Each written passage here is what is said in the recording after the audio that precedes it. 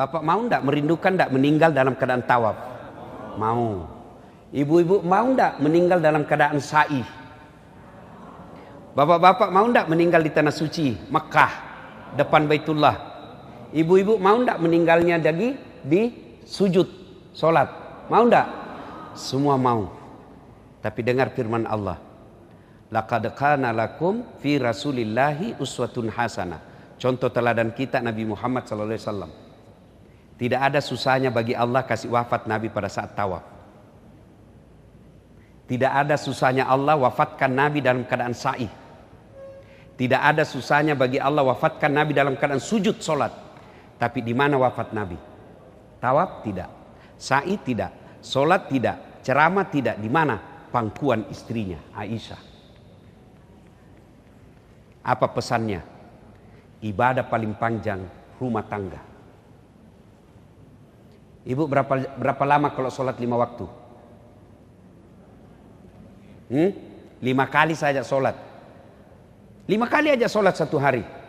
Tambah bonus-bonus dengan sunnah. Ada ndak di sini sholat 5 waktunya duhur 10 menit? Ndak yakin saya. Yang ada duhur 3 menit. Ya toh? Itu pun yang 3 menit lengkap dengan ingatan WhatsApp. Ini kan? Ayo, haji. Berapa kali Bu haji? Saya tidak yakin ada yang sampai 10 kali haji di sini. Coba. Jadi kalau kita mau mati dalam keadaan haji, peluang rendah. Kalau kita mau mati dalam keadaan sholat, peluang rendah. Tapi berumah tangga, 24 jam berumah tangga. Cari nafkah, ibadah. Mikirkan bagaimana rumah supaya bisa AC, ibadah. Bagaimana cari nafkah anak bisa sekolah? Ibadah. Bagaimana bisa menghidupi sopir? Ibadah. Bahkan berhubungan suami istri pun ibadah.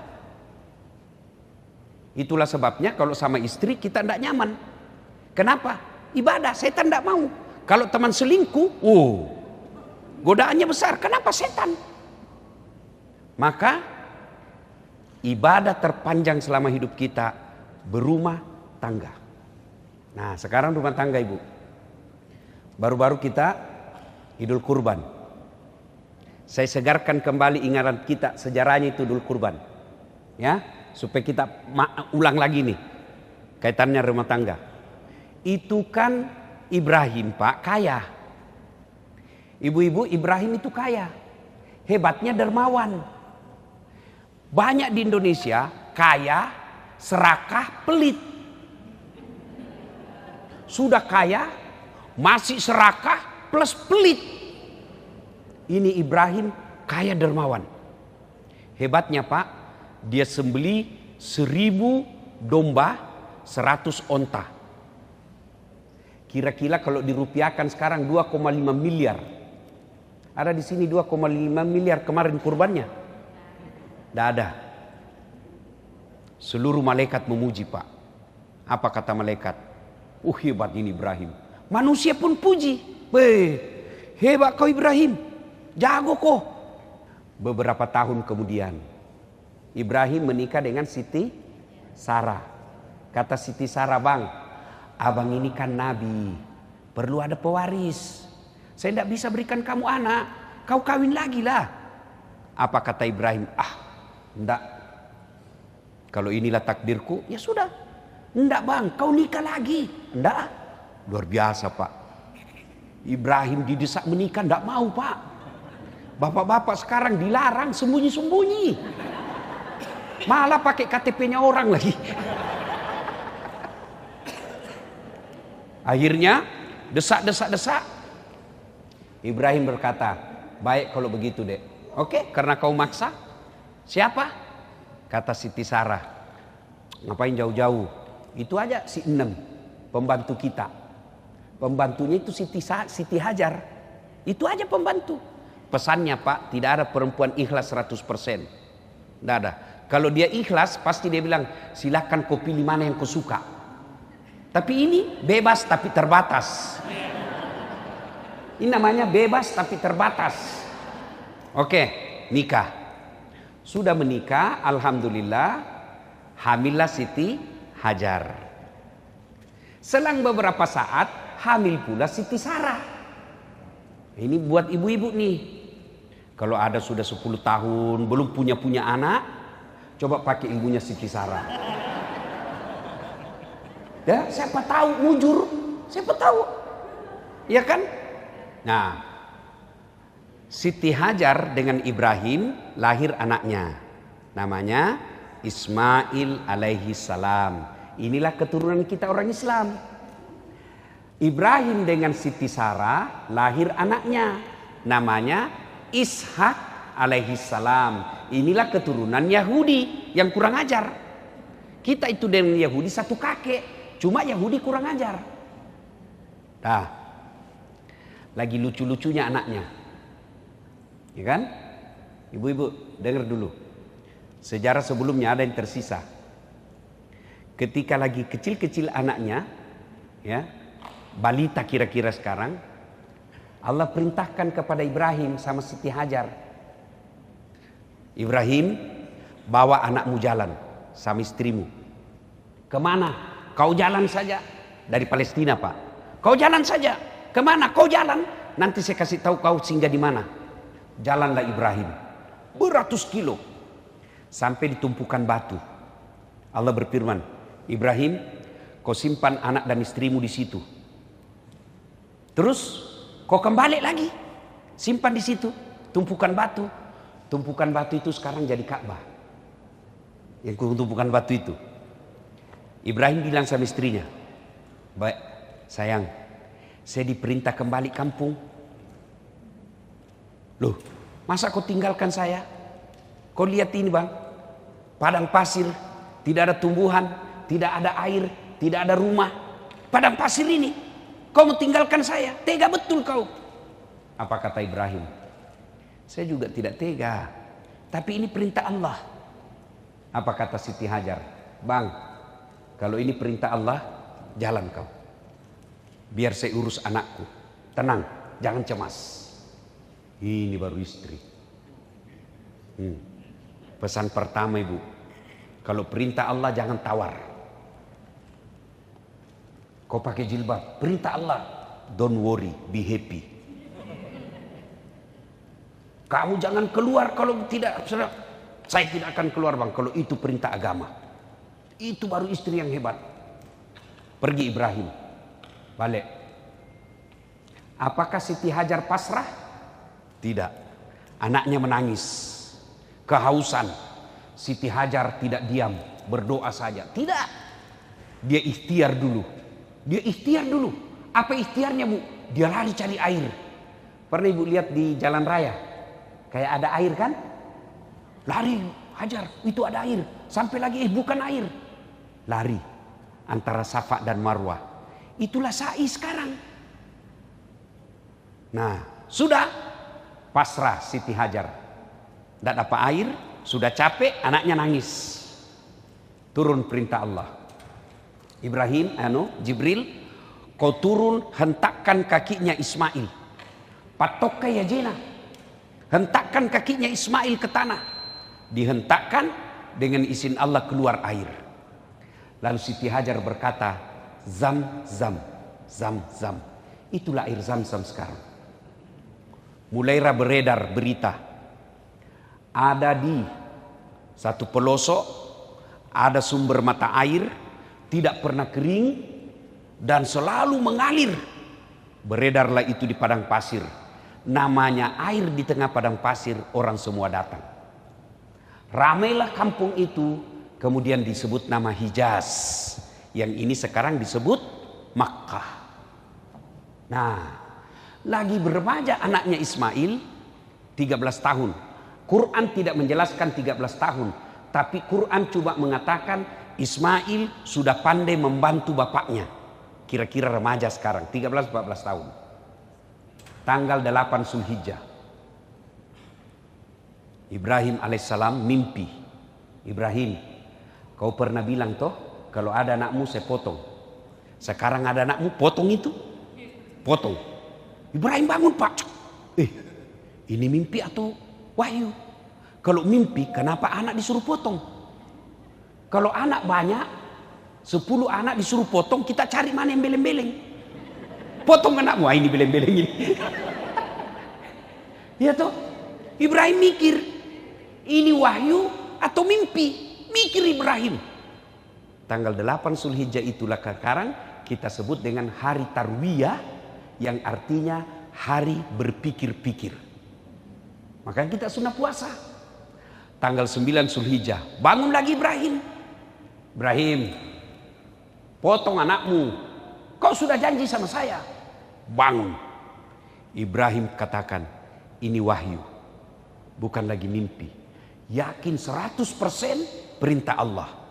Maka tanggal 9 Zulhijjah kita sekarang disebut hari Arafah atau hari penuh keyakinan, puasa. Tanggal 10 Zulhijjah, Ismail diajak ngomong bapaknya. Mail. Kalau di Makassar Mail. Ismail. Mail, sini kau dulu. Apa Pak? Ini saya diperintah Tuhan, gue potong kok. Bagaimana menurutmu? Ibu-ibu, kalau anaknya ibu di rumah kira-kira dikasih tahu begitu. Nah, saya diperintah potong kau nak. Apa dia bilang anak kita? Dilihat dulu kakeknya. Ini aja Pak yang sudah tua. Masuk akal enggak Pak? Masuk akal enggak? Masuk akal. Ini namanya anak cerdas, tapi tidak soleh. Tapi apa jawaban Ismail? Pak, kalau ini perintah Allah, jangan Bapak ragu. Laksanakan, insya Allah Bapak dapati saya anak sabar. Maka ibu berdoa anak yang soleh, bukan anak yang kaya, bukan anak pejabat, bukan anak cerdas, anak yang soleh. Itu doanya pendek bu. Rabbi habli minas solihin. Untuk apa anak kaya kalau pelit? Untuk apa anak pejabat kalau bikin malu keluarga? Berapa banyak orang tuanya terhormat, anaknya jadi pejabat, satu keturunan malu. Karena anaknya tidak punya agama. Maka kita minta Rabbi habli minas solihin. Berikan hamba anak yang soleh. Pelajaran kedua, Ismail. Coba Pak, Ibrahim sudah nyata perintah Allah, tapi masih ajak ngomong anaknya. Kita orang tua sekarang otoriter. Ya? Dia gagal polisi, anaknya dia paksa. Pokoknya kau yang lanjutkan cita-cita bapak. Nah anaknya mau jadi insinyur. Pokoknya kau jadi dokter. Anaknya suka peternakan, tidak boleh. Ibrahim sudah nyata perintah Allah, masih diajak ngomong anaknya. Nah sudah, anaknya setuju. Lalu disampaikan ke istrinya, Siti Hajar. Hajar, tolong kau mandi Ismail, kasih baju baru, kalau ada parfum, sisir rapi. Kau mau bawa mana? Saya mau jalan-jalan. Baik bang. 10 Zulhijjah dia bawalah anaknya. 10 Zulhijjah sekarang kita sebut hari An-Nahar, hari melaksanakan janji. Gatal ini setan. Bahaya ini Ibrahim. Dia mau potong betul anaknya. Tidak ada sudah teman kita ini nanti. Dia datangi Ibrahim. Baim. Ibrahim. Nah? Baim. Kata Ibrahim apa? Kata setan. Kau tengok balik itu anakmu. Kau lihat itu anakmu. Lucu. Lagi lucu-lucunya. Lama kau harapkan. Masa kau mau potong? Ibrahim Pak ambil batu. Setan. Jangan banyak bicara di situ. Kalau bahasa kita ya. Banyak bicara masih mau ngomong, setan dilempar Pak. Duh! Kena kepalanya. Sampai cilincing balik lagi.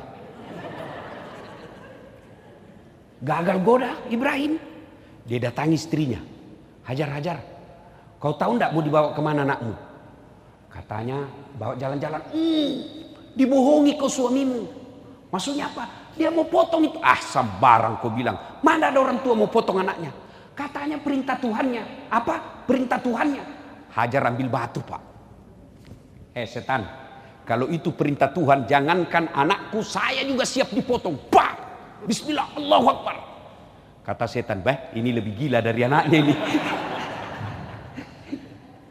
Dia datangi lagi si Ismail. Baru dia mau bilang Ismail juga ambil batu. dilempar lagi. Itulah sekarang melempar 3 jumroh. Kalau orang pi haji, lemparan pertama, Bismillah, Allahu Akbar, Ibrahim. Lemparan kedua, Bismillah, Allahu Akbar, Siti Hajar. Lemparan ketiga, Bismillah, Allahu Akbar, Ismail. 3 tempat, 1 tempat, 7 batu, 3 hari. Kenapa tidak langsung saja Ustadz 63 batu? 1 hari saja langsung tak, habis pulang. Kenapa mesti 3 hari?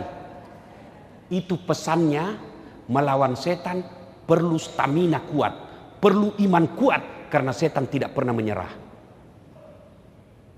Nah, sudah sampai. Ismail bilang begini, Pak, ada permintaan saya. Apa nak? 1, tolong Bapak nanti eksekusi, tutup matamu ya. Tutup juga mataku Pak. Kenapa? Karena kalau Bapak lihat saya yakin Bapak tidak mampu, tidak tega potong saya. Tutup mata. Oke, apalagi nak? 2, tolong pakai pisau yang tajam supaya saya tidak lama menderita. Oke. 3, apalagi nak? Ikat tangan dan kakiku supaya saya tidak meronta-ronta kesakitan. 4, bajuku jangan kena darah supaya ibuku tidak lihat. 5, kalau saya sudah meninggal, tolong tidak ada anak seusia saya lewat depan rumah supaya ibuku tidak ingat saya. Baik, baring. Ibrahim ambil goloknya, dia gerek lehernya. Bismillahirrahmanirrahim. Tidak mempan, tidak terluka. Kata Ibrahim, kata Ismail, Bapak main-main kali. Enggak nak, serius ini. Tumpul kali, coba lagi. Enggak. Ibrahim diambil goloknya, dihantamkan ke batu. Pecah. Batu pecah, leher tidak. Dia mau ulang. Tunggu dulu, kata Ismail. Tunggu dulu Pak. Apa lagi? Tolong buka tanganku. Tolong buka kakiku. Kenapa? Karena kalau saya diikat, nanti Allah berfirman menyangka saya terpaksa dan tidak ikhlas. Allah lihat itu malaikat. Kau malaikat, kau lihat hebatnya ini anak. Lalu malaikat memuji Allah dengan mengeluarkan Allahu Akbar, Allahu Akbar, Allahu Akbar. Mendengar itu, Ibrahim menyambutnya dengan kalimat La ilaha illallah huwallahu akbar. Lalu Ismail menyempurnakan memuji Allah, Allahu Akbar walillahil ham. Itulah kalimat yang kita ucapkan kalau takbiran. Allahu Akbar, Allahu Akbar, Allahu Akbar. Pujian Ibrahim malaikat.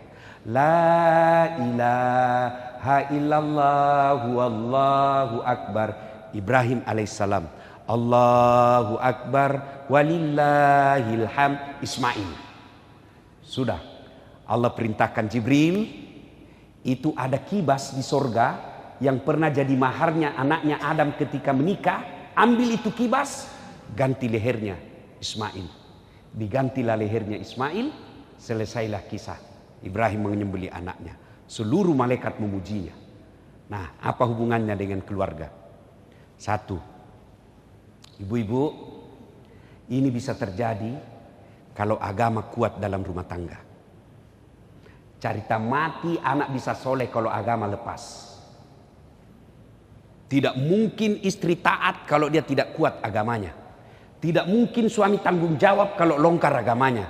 Maka modal utama dalam berumah tangga, agama, bukan cinta.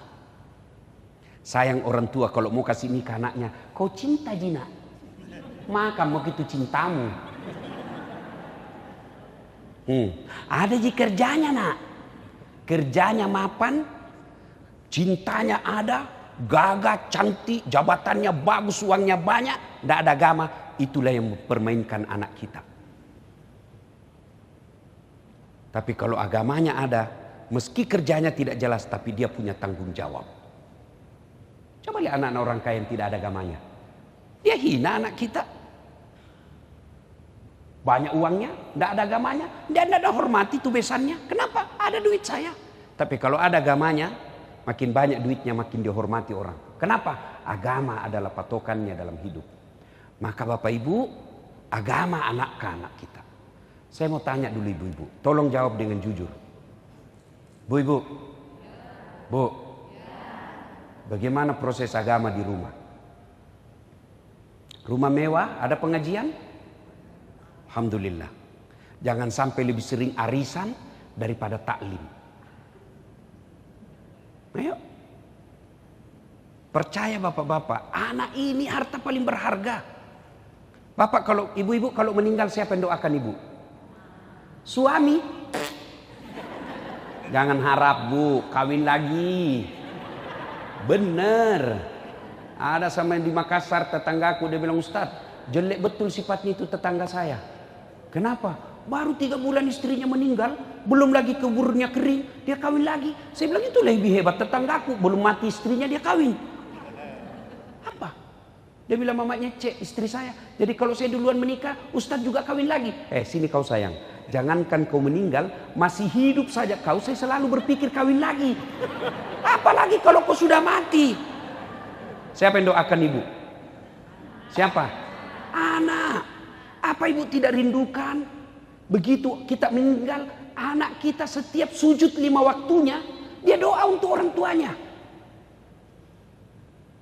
Saya bukan mau takabur Bu. Saya bukan mau takabur. Ini hanya motivasi buat bapak-bapak. Ini rata-rata orang kaya ini di dalam ini. Bohong ibu kalau tidak kaya. Kenapa kau tahu Ustaz? Casingnya ibu-ibu ini beda kan? Saya bisa lihat orang kaya dari casing. Oh ini orang kaya semua ini. Beda Pak. Masya Allah. Saya tidak kaya Bu. Alhamdulillah ibu bapak saya bikinkan masjid. Ibu saya kasih nama Hajjah Sitimang. Bapak saya kasih nama Masjid Abdul Latif. Saya lagi bangun lagi sekarang masjid nama saya. Itu yang kita nanti. Apa ibu tidak merindukan ketika nanti ibu sudah rapuh, tua, anak kita berlomba-lomba untuk mengumrohkan anak kita. Dek, bulan ini ibu di rumah ya, bulan depan baru kau urus. Apalah artinya hidup ini kita tua, banyak duit, anak kita menjadi beban di dalam hidupnya. Datang baru duduk mamanya, kata istrinya, kapan datang mak? Baru sayang, kapan pulang?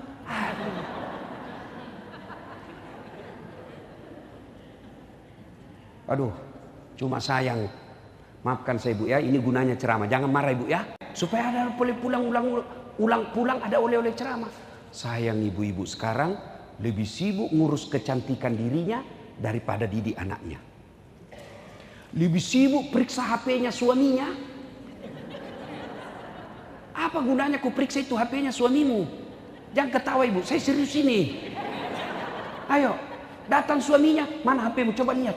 Apa suami bagaimana tidak cepat serangan jantung? Daripada sibuk ngurus HP, urus anak. Urus anak. Suamimu terlantarkan kamu, anakmu nanti yang angkat derajatmu. Suamimu selingkuh, anakmu nanti yang muliakan. Dan itu anak dia bisa bedakan mana orang tuanya yang baik. Kalau ada selisih saya gampang, orang curhat.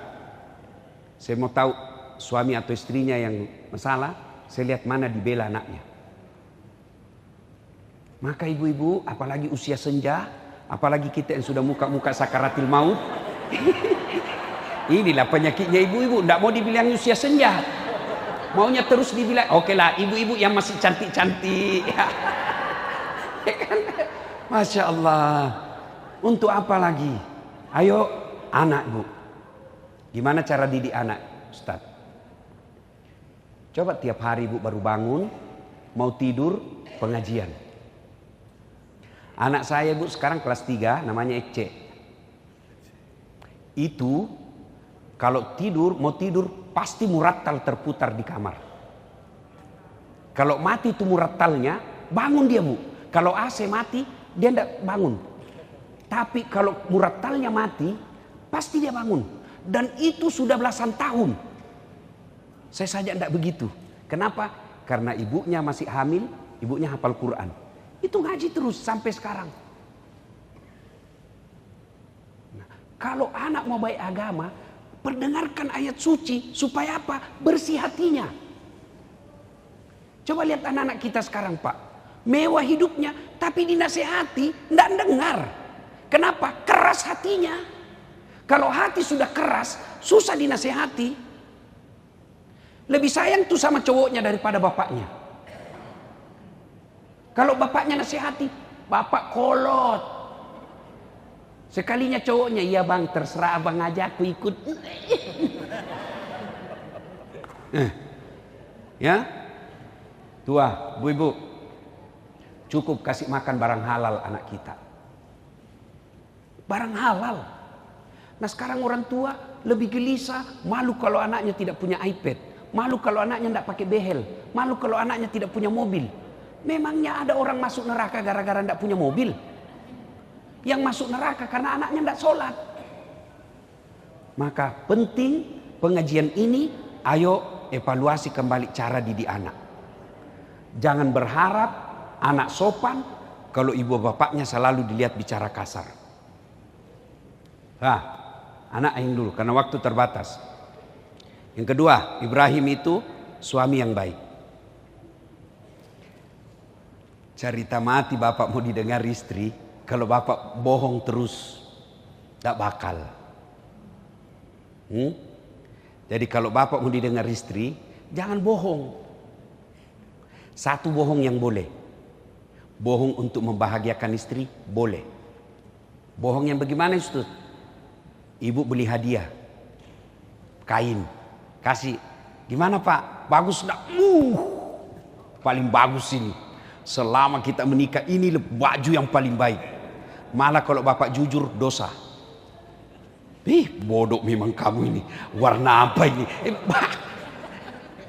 Bohong seperti itu boleh. Nah, bagaimana suami yang baik? Suami yang baik teladan. Jangan harap istri kita mau izin keluar kalau kita juga kadang-kadang tidak keluar. Keluar tidak menyampaikan. Ini juga perlu ibu. Ibu-ibu, bu, suami tidak wajib minta izin. Tidak. Istri wajib minta izin. Kenapa Ustadz? Karena langkahnya ibu ditanggung oleh suami. Sementara dosanya suami ibu tidak tanggung. Kedua, suami memang tugasnya lebih banyak di luar. Istri harus banyak di dalam. Jadi kalau sedikit-sedikit izin, repot. Maka laki-laki itu bukan minta izin, tapi memberi izin. Laki-laki itu menerima laporan, bukan melapor. Ibu tahu ini, di situ pintu masuknya setan. Itu kata Nabi. Ibu mau tidak dirindukan surga? Satu kata Nabi, aqimis salah. Dia puasa, dia sholat. Dua, dia puasa Ramadan. Tiga, dia jaga harga dirinya. Empat, dia taati perintah suaminya. Kalau ini diamalkan, tadahulul jannati bisalam, masuk ke surga dengan penuh keselamatan. Pintu surga yang kamu mau, terserah. Tapi setan tahu ibu, setan tahu. Makanya apa? Dia hasut kita, lawan suamimu, lawan suamimu, lawan suamimu. Nah, itu pintu masuknya, setan. Maka boleh enggak perempuan cari nafkah? Boleh. Cuma kalau dia cari nafkah dan banyak uangnya, potensi melawan suami. Maksudnya apa Ustaz? Saya tanya ibu. Kira-kira kalau suami ibu gajinya 5 juta. Ibu gajinya 20 juta. Kira-kira masih menghormati suami enggak? Ibu aja enggak punya gaji, kita lawan suami ibu.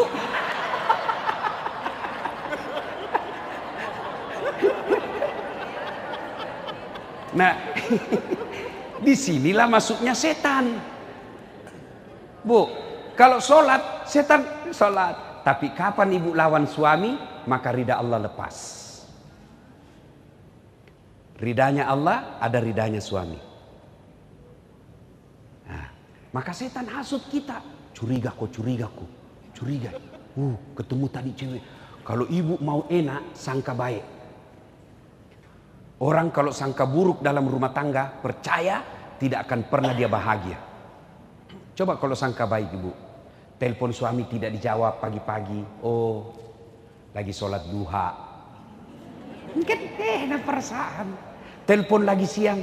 Oh, berjamaah duhur ini. Ya kan? Sore lagi telepon, tidak dijawab. Jam 5 sore ada WhatsApp teman. Saya lihat suamimu di sampingnya ada cewek di atas mobil. Oh, berarti dia lagi nge-Grab. Iya kan? Enak perasaan ibu toh. Tapi kalau sangka buruk terus, ilaha illallah, tidak bisa tenang. Jangan harap istri kita santun kalau kita kasar. Istri saya suka ngomel, takdirnya itu bu. Kalau ada perempuan tidak ngomel, pasti ada kelainan.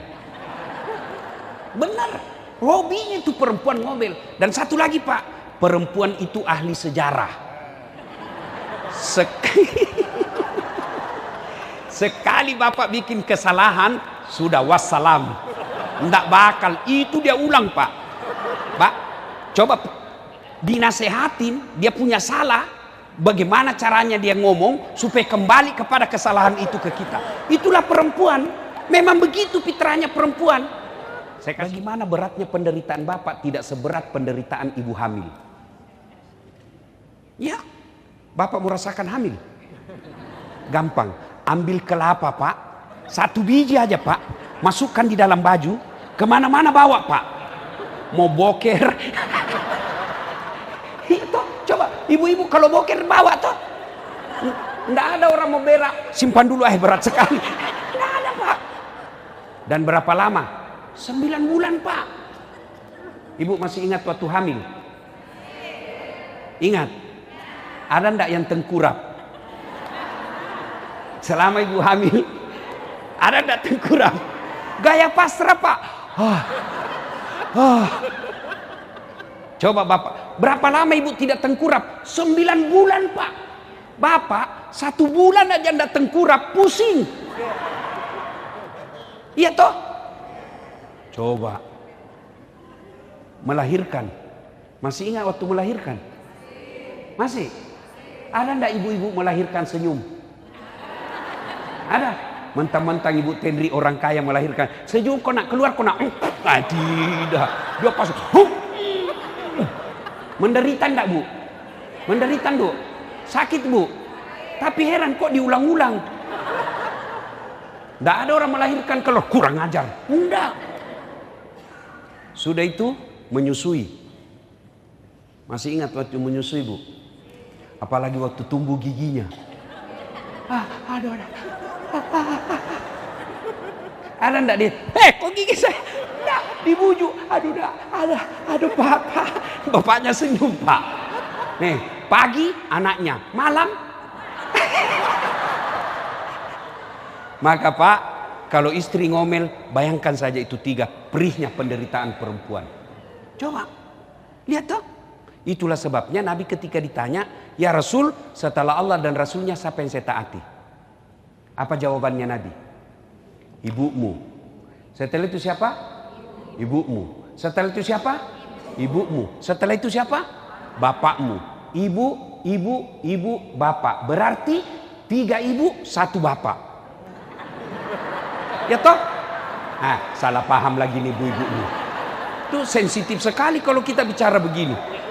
Coba ulang. Ibu, bapak. Berarti 1 bapak, 3 ibu. Saya tidak bilang 3 istri. 3 ibu. Apa maknanya? Itulah 3 penderitaan ibu. Sehebat apapun laki-laki dia tidak pernah bisa memikulnya. Maka kalau ibu ngomel, bayangkan bagaimana susahnya ketika dia hamil. Mau ndak berhenti istrimu ngomel? Ini rahasianya. 1, puji dia. 2, kasih hadiah. Bapak mau tahu perempuan, sambil kau puji, pegang pundaknya. Pasti dia senang. Wah, makin cantik kau dek. Meskipun dia tahu kita bohong, dia tetap senang. Iya tuh bu? Iya. Wah, kau tambah cantik saya lihat. Padahal dia tahu bohong ini suamiku, tapi dia tetap senang juga. Maka itu perempuan, kesalahan kita malas memuji. Kalau tetangga, wah puji. Ya bu, aduh ibu awet muda kelihatan. Itu didengar istrimu, hancur. Yang kedua, kasih hadiah. Bapak habis dinas, urus usaha, 4 hari baru pulang. Bawakan hadiah. Mau itu kembang, coklat, baju, paling senang emas. Ya, kasih emas. Ternyata beberapa hari kemudian dia tahu palsu. Kau bilanglah, kau tahulah sayang, saya mau kasih kau yang emas yang asli, tapi kan lagi serat ekonomi. Meskipun itu palsu tapi percaya, cintaku 24 karat dalam hati. Mulai dia senyum itu. Iya, saya kasih gitu. Palsu Ustaz. Iya, tetap cintaku asli. Dia senang. Kalau dia marah, saya peluk. Marah dia, saya peluk. Bila kamu di sisiku, mulai senyum lagi tuh. Masih marah, ku peluk tambah ku kenceng, baru ku bilang, insaflah, wahai. Berhenti dia marah, Pak. Jadi perempuan kalau marah, Bapak jangan marah dan jangan bawa perasaan. Dan itu perempuan kalau sudah di depan kita, Pak, tidak berlaku pangkat jabatan dan sekolah, hilang semua itu. Dia bilang, mama nyecek di rumah istriku, Bu, kamu boleh siga panggung di luar, kau boleh siga mimbar di luar, tapi kalau di rumah kau Hello Kitty. Saya pasrah. Apa daripada kacau rimba persilatan, Pak. Lebih kita mengalah. Kalau perempuan ngomel, puji, kasih hadiah. Bapak tidak percaya? Saya tanya, ibu-ibu, biar suami tidak pulang yang penting ada Nah, coba dengar. Uang dia cari, Pak. Nah, maka kesalahan kita jarang memuji, tidak mau kasih hadiah. Pasti ngamuk. Nah, ibu bapak saudara-saudara sekalian, pesan ketiga, bersedekahlah. Sedekah. Ibu-ibu yang kaya-kaya ini, yang punya emas-emas berlian. Kalau ibu meninggal nanti siapa yang pakai, Bu? Istri kedua ibu. Begitu ibu meninggal, suami dia cabut dulu itu cincin.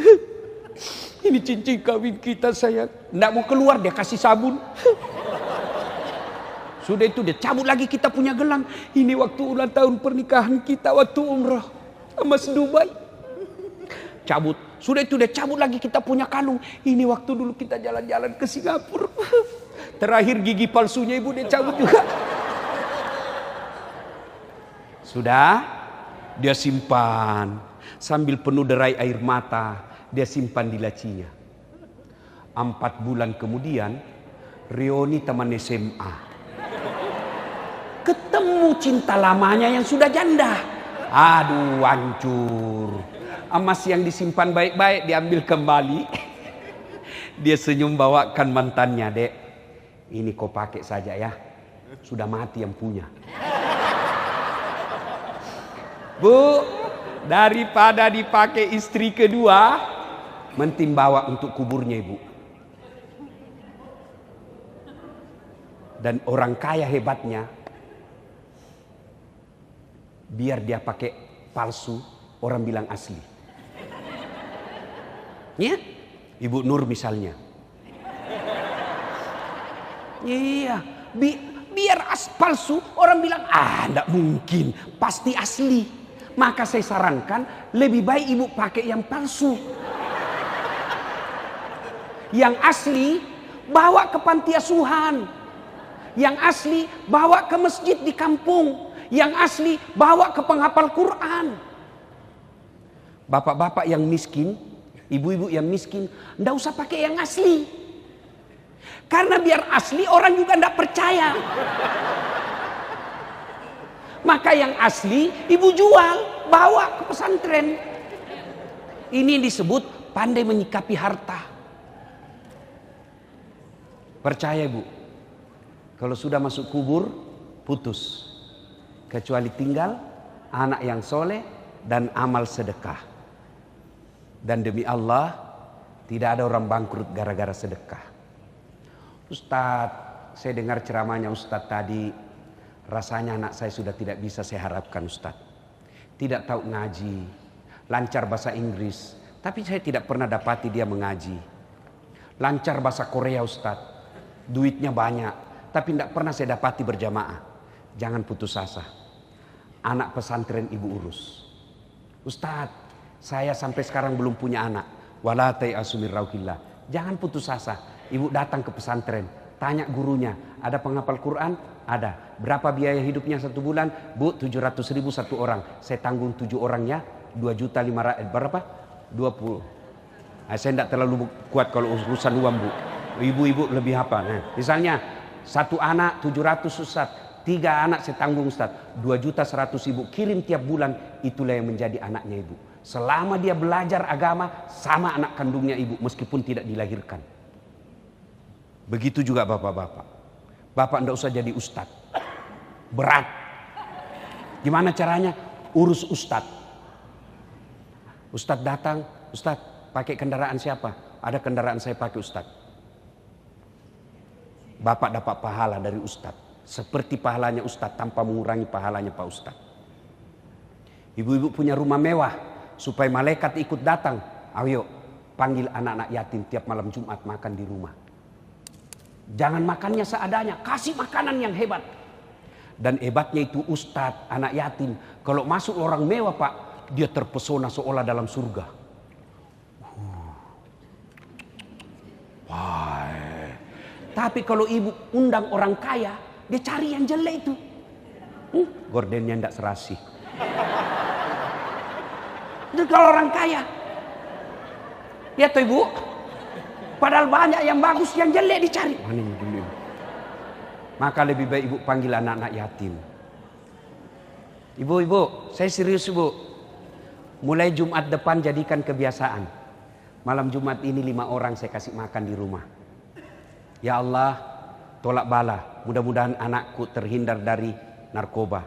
Mudah-mudahan suamiku terhindar dari niat jahat. Itu jauh lebih efektif daripada periksa handphone. 1 handphone dia kasih ke suamimu, masih ada 2 di mobilnya. Kenapa begitu? Saya pelakunya. Repot juga kalau setiap saya. Repot, lebih kita sembunyi 2. Kau periksa, bisa dia ganti namanya. Kata Nabi, siapa yang mau dipanjangkan umurnya, dimurahkan rezekinya, dan tertolak dari bencana, maka hendaklah dia bersedekah. Sedekah ibu. Ibu punya kudung 25. Kenapa banyak sekali bu? Pakai 2 aja.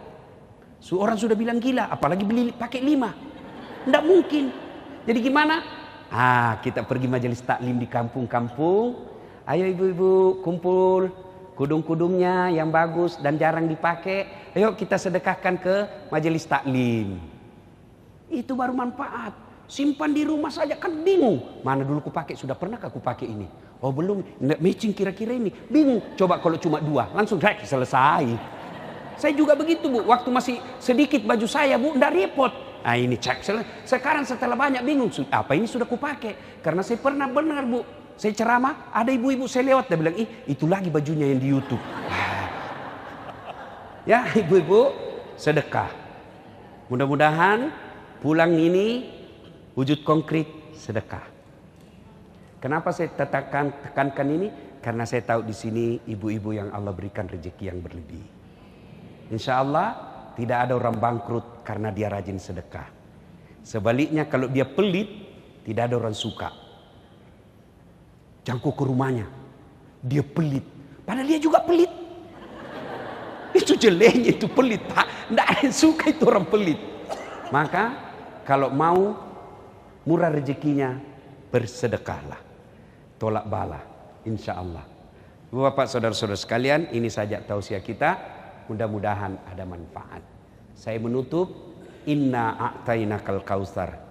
Sungguh betapa banyak nikmat yang Allah berikan kepadamu. Fasholli li rabbika wanhar. Maka bersolatlah dan berkurbanlah. Fasholli li rabbika wanhar. Inna dzaniyaka huwal abtar. Kalau kau tidak mau bersedekah, kamu lalaikan solatmu. Padahal saya kasih kau banyak nikmat. Rumahmu bagus, mobilmu mewah, perhiasanmu baik. Tapi kau tidak mau bersyukur.